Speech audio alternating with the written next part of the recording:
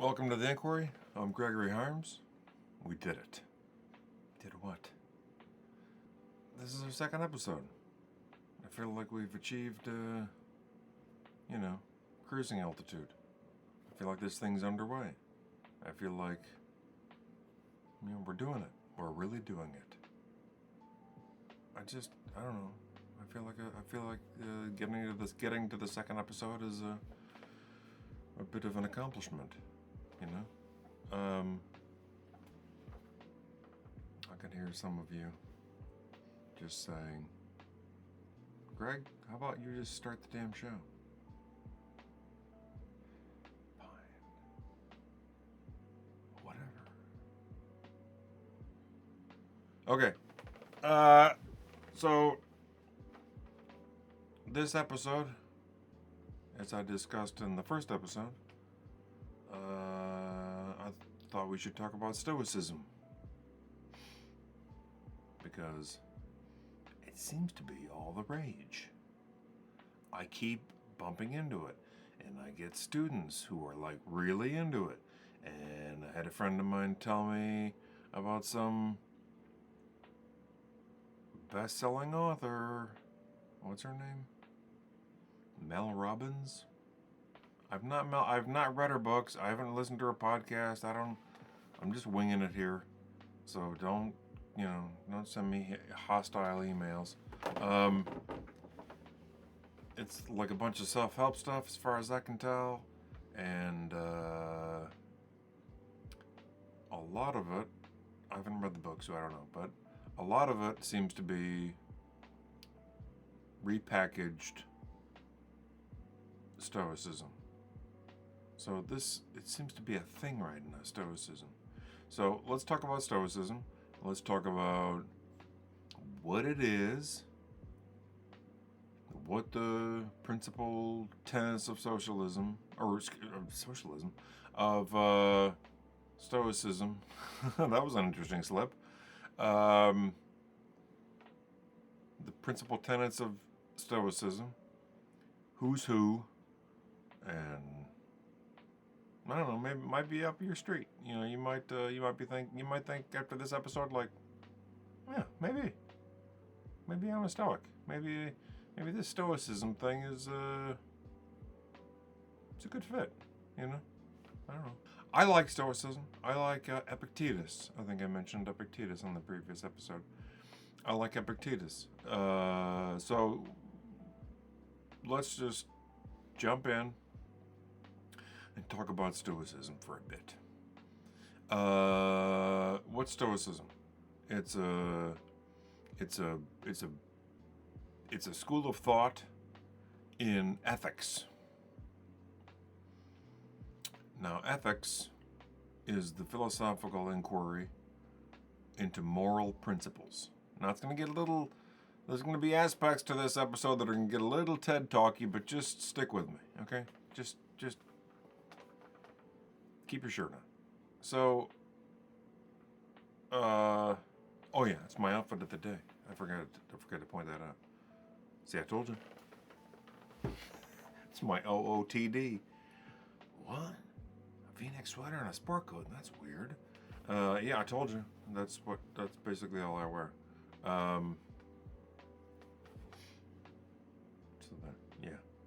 Stoicism.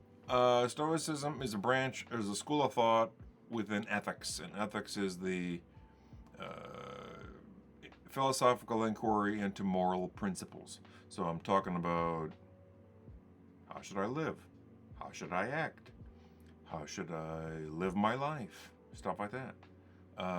Philosophers have been talking about this stuff for over 2 millennia, and there are different schools of thought and different approaches, and Stoicism is one of those approaches.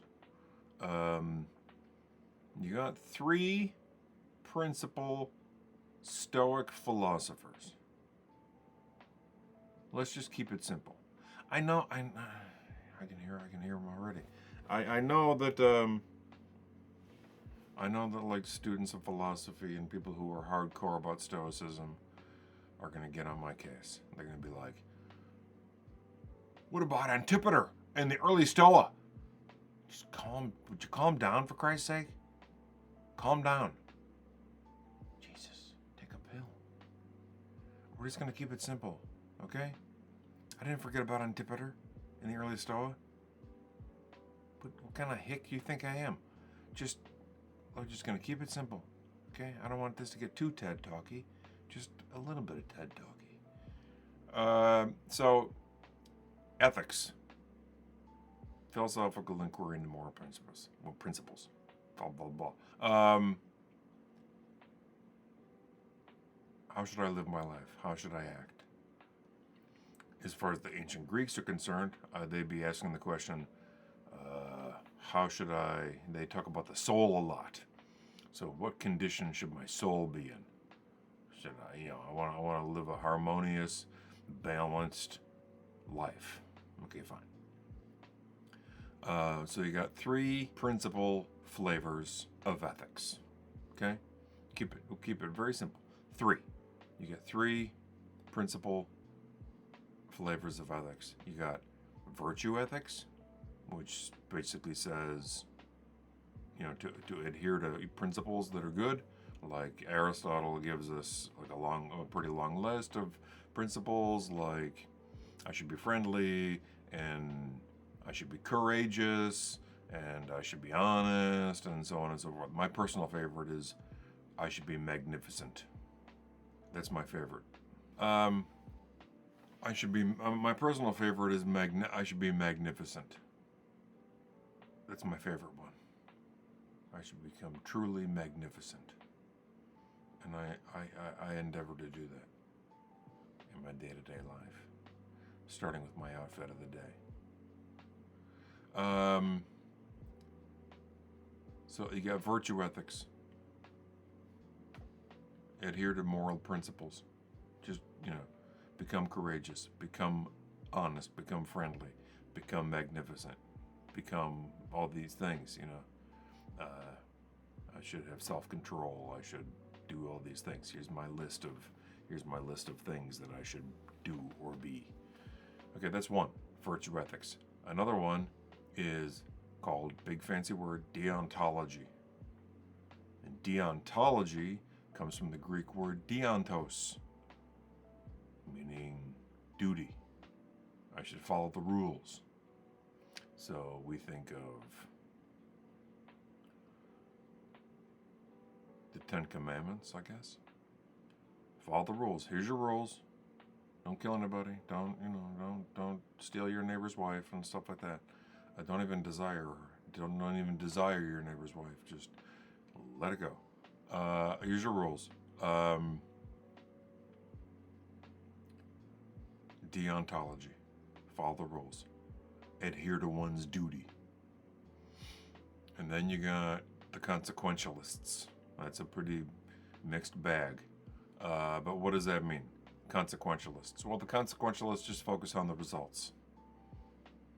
Okay? So I'm presented with a moral set of circumstances, and I'm presented with a moral problem, and then I think, what should I do? The consequentialist school of thought, maybe, or approach would be to focus on the results. What are the best results I can get? So one school of thought in consequentialism is the utilitarians. I should, whenever I do, whenever I'm confronted with a moral problem, whatever I do, I should try to maximize human happiness or minimize human suffering. Okay, that's what I should do. I should maximize human suffering, or maximize human happiness or minimize human suffering. That's what I should do. Okay, so there's your 3. Virtue, deontology, and consequentialism. There's your 3. Bang, bang, bang. So Stoicism falls within the first group, the virtue ethicists. The Stoics are virtue ethicists. Stoics, when we think of the Stoics, we think of three main principal thinkers that were alive right around the same time, but not alive during the same time. You got your Marcus Aurelius, you got your Seneca, and you got your Epictetus. Okay, so, let's just keep it simple. There's your three. Okay, so when were these guys around? If we picture the threshold from BC to AD, when we straddle that line from BC to AD, that's roughly when we're talking. Okay, roughly. Okay, BC to AD, that's when these guys were around doing their thing. Now, for my money, I go to Epictetus. That's my go-to for Stoic thought. Nothing against Marcus Aurelius or Seneca, but Epictetus is my guy. So we're going to talk about Epictetus principally today. And the go-to text is the Enchiridion, which means the manual. Okay, so Epictetus had a school, had disciples and followers, and this Enchiridion is kind of like a greatest hits of what Epictetus was talking about at that time, and this Enchiridion was compiled by a disciple of his. So it's not, strictly speaking, a text by Epictetus, but it's what he was teaching, So I just want to pick out a few of my favorites from the Enchiridion, and then we'll talk about them. With everything which entertains you is useful, or of which you are fond, remember to say to yourself, beginning with the very least things, what is its nature? If you are fond of a jug, say, I am fond of a jug. For when it is broken, you will not be disturbed. If you kiss your own child or wife, say to yourself that you are kissing a human being. For when it dies, you will not be disturbed. Oh, now that wording doesn't sit well with many college students. They're like, if somebody dies close to you, you're not going to be disturbed if you practice this philosophy? I doubt it. I think we're entitled to interpret the text a bit. I think we should be careful. I think all texts should be attended to carefully, but I think we're allowed to approach the text and try to tease out what Epictetus was saying and what we can hope to achieve. The Stoics, if they have a tagline or a battle cry, that would be live in accordance with nature. So the whole thing about Stoic philosophy is trying to focus on what you can control and letting go of things that you cannot control because you cannot control them. Okay, it doesn't get more simple than that. If you can control it, fine. If you can't, fine. You just got to be aware of where your sphere of influence lies. Okay, so bear in mind what you can control and what you can't control. Yeah. So the wording there is a little, if you kiss your own child or wife, say to yourself that you are kissing a human being, for when it dies, you will not be disturbed. So I think Epictetus is saying,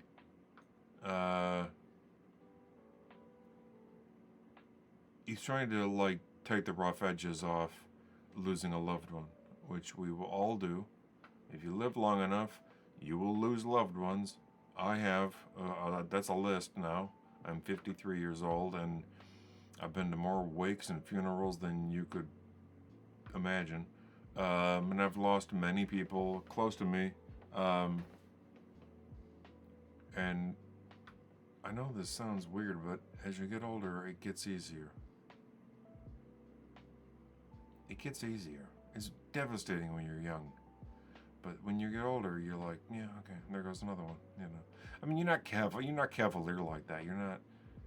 I mean, you care. You're hurt. You're bereaved. You're a mess. Whatever. But you're not. It's not gutting like it is when you're in your 20s. I think. Because you get better at it. You get better at it. So I think Epictetus is telling us to remind ourselves that the people around us are not going to be around us for a long time, forever. Not everyone is going to live to their 100th birthday. Not everyone is going to die the Hollywood death, surrounded by 3 generations of people and just kind of, just die, like Yoda. I've been in that room. I've been in that room where there's 3 generations of people and the person just kind of joined the choir invisible. I mean, it is really something to see. It's really something to experience. But sometimes, it's like that obscure Pink Floyd song. There's a lyric in there called, the song is called Free For. You get your chance to try at the winking of an eye, 80 years with luck or even less. It's kind of chilling. Yeah, sometimes it's a knock on the door. And there's a cop. And that cop's got news that you don't want to hear. So, yeah, it doesn't hurt to do a little bit of prep work and prepare yourself a little bit. I'm not saying you got to become paranoid and become a basket case, but to do a little bit of prep work and just remind yourself occasionally, like, these people could get taken away from me any day now. I mean, I'm not like I said. I'm not making. I don't want people to get crazy, like live in a state of fear and panic and paranoia. I'm not suggesting that, but it doesn't hurt to remind yourself that these people can go. And I think if you don't live in that fool's paradise where everybody lives to be 100 years old, like you pay less attention, right? You pay less attention. If you think everyone's going to live to be 100, then you don't pay attention as closely. You're like, I'll get to that. I'll get to that person. I'll get to that. I'll get to that. I'll get around. I'll call her next week. I'll call her. Whatever. I'll catch up with her.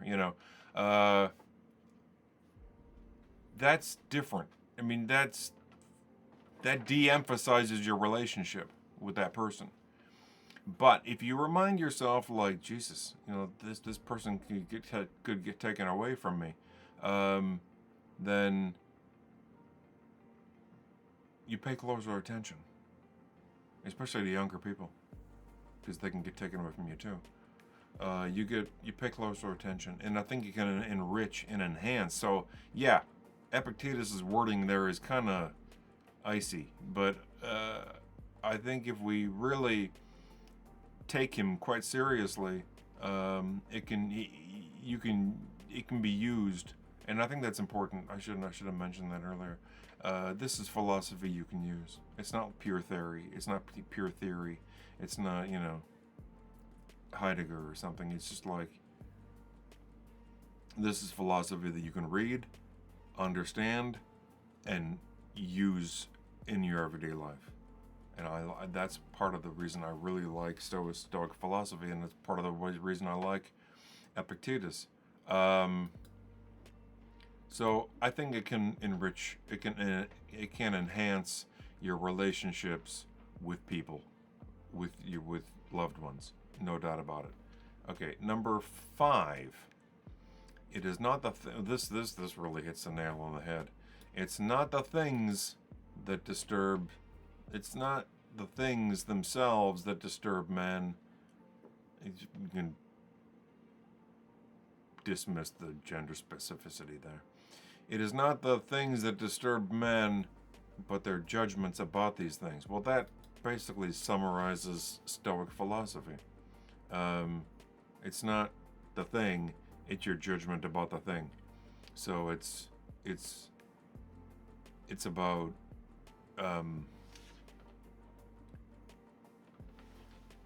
it's about how you think about that thing. It's not the thing.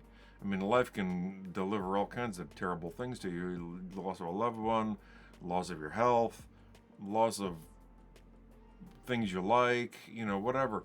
And the universe doesn't care. The birds and the birds don't care. It's up to you. How you're gonna respond? How you're gonna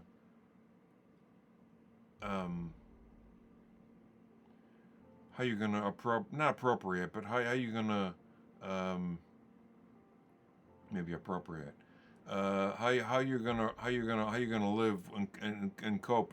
What are your strategies to live and cope with this thing that life delivered to you that might not be great? It's up to you. There's a simple Buddhist principle, and that is pain is not your fault, suffering is. And I think that's quite right. Pain is not your fault, suffering is. The suffering, that's on you.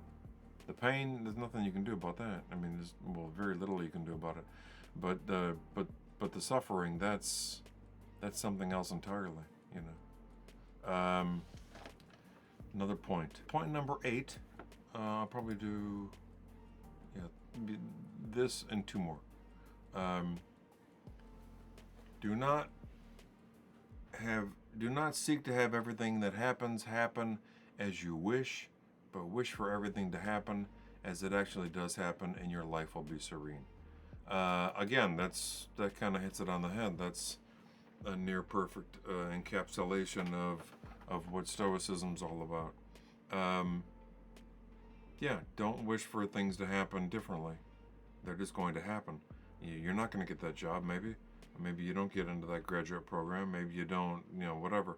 I have, in my life, I have been handed more failure, disappointment, and rejection than you could imagine. And then I start my 50s, and then I end up in a wheelchair. It's like the universe has 2 middle fingers and right in my face. I'm not telling a tale of woe. I'm not telling a sad story. I'm just telling you, rejection, failure, disappointment. Those are good friends of mine, and it's been constant almost in my adult life. It's been one thing after another, and not just the health. It's been, this goes way back, and you have to decide how you're going to respond to that. Are you going to let that beat you down? Are you going to let it break your spirit? Or, as the German philosopher Friedrich Nietzsche says, but he talks about, using things to make you stronger, to make a more powerful version of yourself. Using these things in life, like pain and suffering, using them, pushing against them, this kind of thing. Everyone, there's been a number of people who kind of claim that what doesn't kill me makes me stronger thing. That's Nietzsche. That's not some pop star, So yeah, I mean, things are going to happen in your life, but if you sit around wishing, I wish that happened differently, you're going to make yourself a miserable person. You're going to be miserable. You need to live in accordance with nature. Just go with the flow. I don't think he's suggesting to just detach and just don't care. But I think he's saying, you need to be really honest with yourself about what you can control, again, and what you can't control. And if you're trying to impose your will on things you can't control, then that's a one-way ticket to misery. You can only control, by definition, those things that you can influence, that are within that sphere of influence. And if it's outside the sphere, forget it. There's nothing you can do about it. And then when you get back to point number 5, I mean, it's not the things, it's your judgment about the things. It's your response to the things. You can let these things beat you down and make you miserable. Suffering's your fault. I know that's kind of a hard thing to hear, maybe.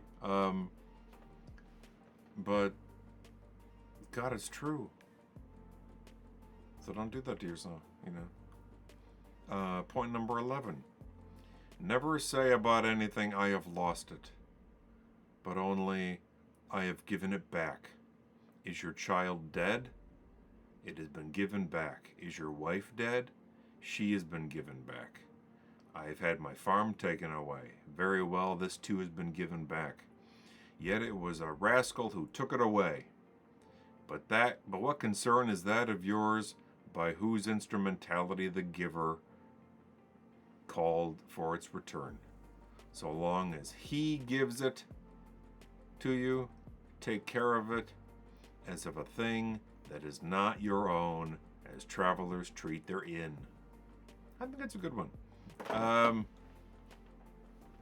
And this gets back to the jug, really. I mean, the Lord taketh, and the Lord giveth, and the Lord taketh away. That's basically what he's talking about. You lose people in this life. You lose relationships. You lose friendships. People go by the wayside. You're like, God, I haven't talked to her in 10 years. People just come and go. And then they really go. Sometimes they die. They leave you forever. And it's about your response to that loss, to that parting, to the disintegration of that relationship, of that friendship, of whatever. It's just going to happen, and then you have to find some way to make peace with it. I know that sounds self-helpy and kind of facile, but you need to, it's about your response. It's about your judgment of these things, not the things themselves, to go back to point number 5. What did I do? 11, then point number 6. Why did I do that? Number 6. I think number 6 is kind of funny. Be not elated at any excellence which is not your own. If the horse in his elation were to say, I am beautiful, it could be endured. But when you say in your relation, I have a beautiful horse, rest assured that you are elated at something good which belongs to a horse. What then is your own? The use of external impressions. Therefore, when you are in harmony with nature in the use of external impressions, then be elated. Therefore, did I read that right? Therefore, when you are in harmony with nature in the use of external impressions, then be elated. For then it will be some good of your own. For then it will be some good of your own at which you are elated. You know what he's talking about here? Like, the horse is beautiful, you just own the beautiful horse, But that's got nothing to do with you. You know what he's talking about? And that's why this makes me laugh. He's talking about guys who, have a midlife crisis and go buy a sports car. That's what he's talking about. Right? The middle-aged guy runs to the Porsche dealership or runs to the Corvette dealership, buys a sports car, and he's like, oh, I'm young again. I'm cool. No, you're not. You're just a dork that bought a Porsche. The car's cool, no doubt about it. The car is cool. But are you? You just bought a car. You know? You just bought a car. You just bought a sports car. And it doesn't make you cool. And that leather jacket doesn't make you cool. And those gradient tint aviators don't make you cool. And you're not cool. I mean, maybe you're cool, but I doubt it. And, you know, if you think that a leather jacket and gradient tint aviators and your Porsche are going to make you cool, then you're probably not cool. You're just a middle-aged guy who's embarrassing himself. But that's what he's talking about, Epictetus. The beauty's in the horse. You just own the horse. And I think it's a fantastic point. There's another point in the, and I'm going to add another one real quick. There's another point in the Enchiridion. I didn't put it on this list that I'm working off of, and that talks about being offended. You know, you go to the public. He talks about going to a public inn or a public pool or something, and then you get splashed, and you know, blah blah blah. So, and I think that's a very important point for maybe younger generations. Now, I'm not one of those people who just bag on the millennials and Generation Z. I don't.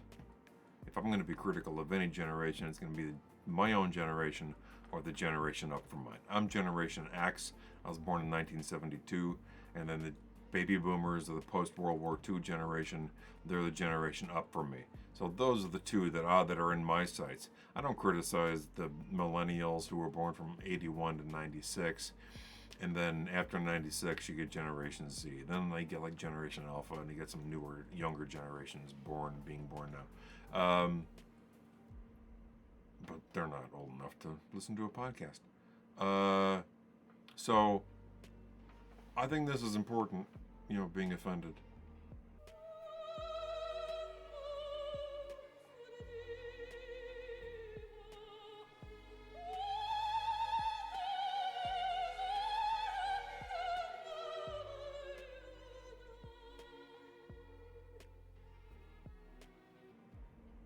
Being offended is, you know, what do you care? I mean, maybe someone said something hurtful to you. Maybe someone said something insensitive or offensive or whatever. But if you're offended, then we might ask the question, why? Why are you offended? Why does that bother you so much? I was trying to think of a while back, and this might be my privilege speaking, but I was trying to think of what would someone have to say to me to offend me? And so I thought about it. I tried to think of the nastiest, most personal thing I could think of, like, what would someone have to say to offend me? And I couldn't come up with one thing. Now, I'm a hetero, white, cis male, and the list of things I don't have to deal with is quite long. I get it. Women have to put up with BS, and black and Latino people have to put up with BS, and trans people have to put up with BS, and I don't have to deal with any of that. The cop pulls me over, I'm just like, how much is this ticket going to cost me? That's the only thing that's on my mind. You know, it's just that, you know, I'm going to be late for wherever I'm going. But that's it. I don't care. I looked that cop in the eye. He's probably going to be around my age, probably going to be white. If he's maybe not. But I don't care. I have no fear of him. Not that I'm a tough guy. I'm not afraid of him. And he knows it. So maybe that's my privilege speaking, that I have a list of things, a mile-long list of things that I just simply don't have to deal with. And so my day is a lot easier than most people's days. You know. Nevertheless, I tried to think of, like, the nastiest thing someone could say to me. Like, really, I was picturing, like, people saying, like, pretty horrible things to me. And I'm like, would that bother me? Like, let me give you kind of a funny example. Political correctness doesn't exist in the home. And so, my half-sister, she's 18. She has in the past imitated how I move. Because I move kind of weird when I'm transitioning from one chair to another or trying to get my wheelchair or whatever. And you know, I'm at a table, but I'm leaning on the table, and everything's kind of weird. So she will imitate how I move and make monster noises, which is very funny. It's not what is said, it's who says it, right? She can do that, and it's kind of hilarious when she does it. But if I was at the grocery store and some guy did that, would I be offended? No. I would just be like, that guy forgot his medication this morning. You know, it wouldn't bother me. It would be weird, no doubt about it, but it wouldn't bother me, you know. Another thing that just came to my mind was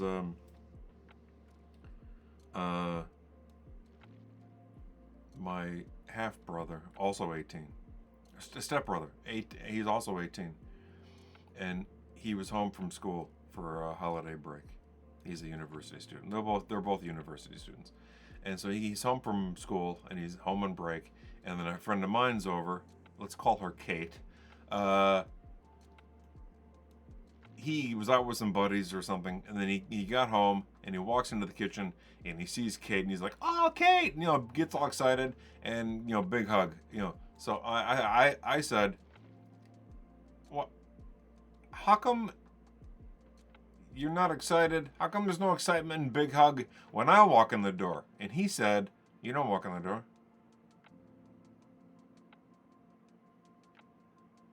I was like, dude. But it's not what is said; it's who says it. It was admittedly funny what he said. It's not what is said; it's who says it. And people are gonna say things that maybe you don't like, maybe are hurtful. I'll tell you a quick story. I was living with a friend of mine and his two kids. This is when I started doing my research for the first book and writing the first book. And she was really little at the time. She's probably, I don't know, 6 or 7. And she gets home from school and she's crying. She's really upset. And I'm like, "What's the matter?" And she said, "This girl at school kept saying I'm dumb." And I was like, okay. Then I said, "Are you?" And she went black in the eyes and just with rage. "No!" I said, "Okay, I believe you. I don't think you're dumb either." So why are you upset? "Well, she kept saying that and it hurt my feelings." I said, "Yeah, okay. But you and I just agreed that you're not dumb. So what she said was inaccurate." She's like, "Yeah, but she shouldn't have said that. What she said was mean." I said, yes, that's correct. But let's look at this from a different angle. Let's come at this a different way. Let's say, hypothetically, I'm just making this up. let's say I made fun of you for having giant purple ears. She starts laughing. I said, okay, so I'm making fun of you for having giant purple ears. Would that hurt your feelings? She's like, no. I said, why not? She's like, because I don't have giant purple ears. I said, what's the difference? And you could see, like, she's like, oh my God, there's just something. You could see the gears turning, you know.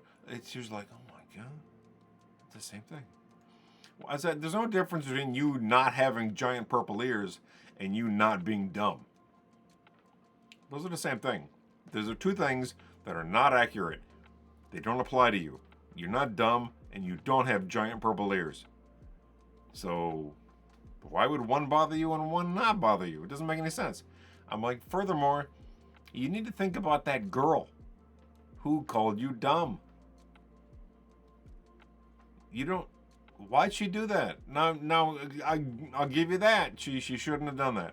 She said a pretty mean thing, and it was hurtful, and it was not a very nice thing to do. I'll give you that.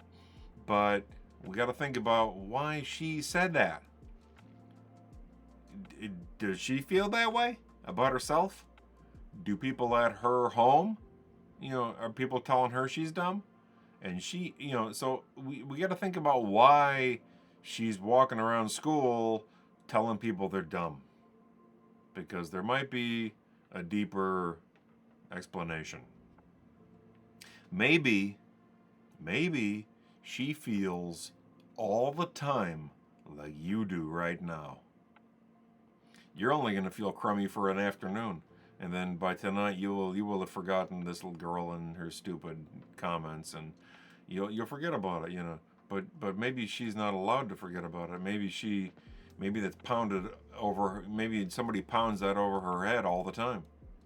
An older brother or something, or her parents or whatever. They make her feel dumb, and she feels dumb. And then telling you you're dumb. Makes her feel a little better for a minute. And that's why she does it. So we need to keep that in mind too. You got to think about her. So that's kind of a potted rundown of the very basics of Stoic philosophy.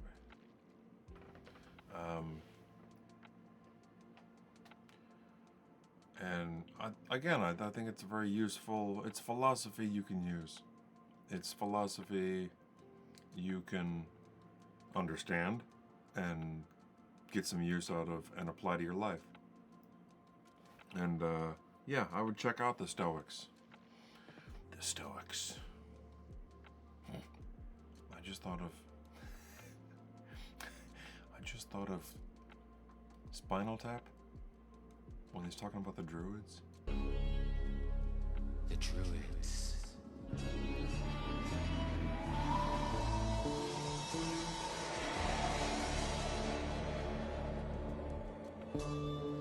No one knows who they were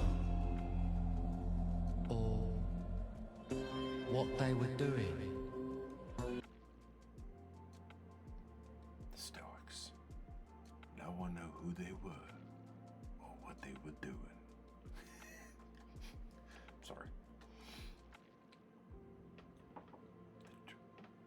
Have you guys seen Spinal Tap? It's one of the great cinematic masterpieces. It's up there with Citizen Kane and Casablanca. It's so good. No one knew who they were or what they were doing. Okay. Can you forget about the Druids for a moment? You must have hated this moose. Why don't you forget the moose for a moment?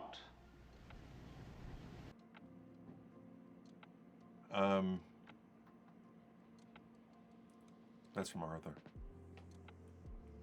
I just asked my dad's wife if she's ever seen Arthur, and she said no. This was very upsetting to me. she must see Arthur. You know,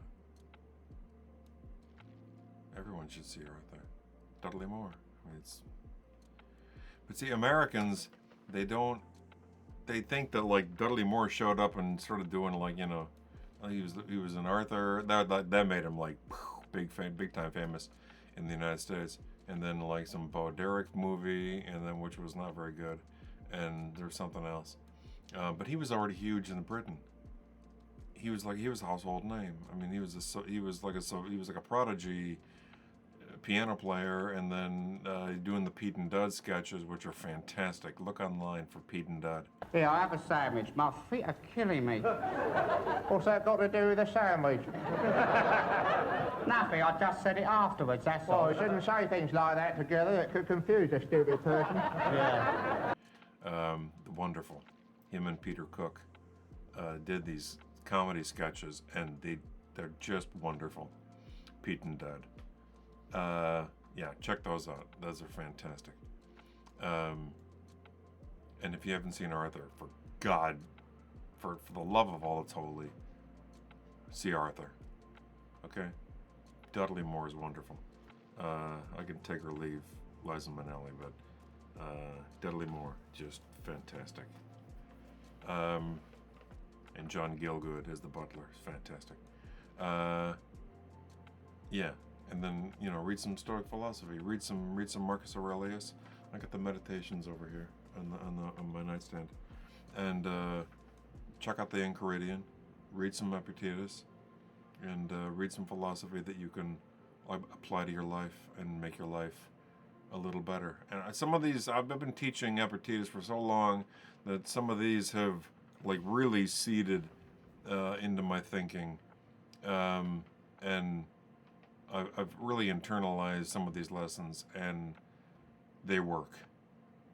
They will make your life a little better if you let them. Okay. Episode 3. I wrote it down here. What's episode 3 going to be about? Oh, the political spectrum. Well, that's going to be a fun one. I'll talk about the political spectrum. I'll explain liberal and conservative and all that stuff. All those words that your uncles use and they don't understand. Yay. We're going to talk about all that stuff. And the left, right, and center and all that business. We'll talk about all that on the 3rd episode of The Inquiry.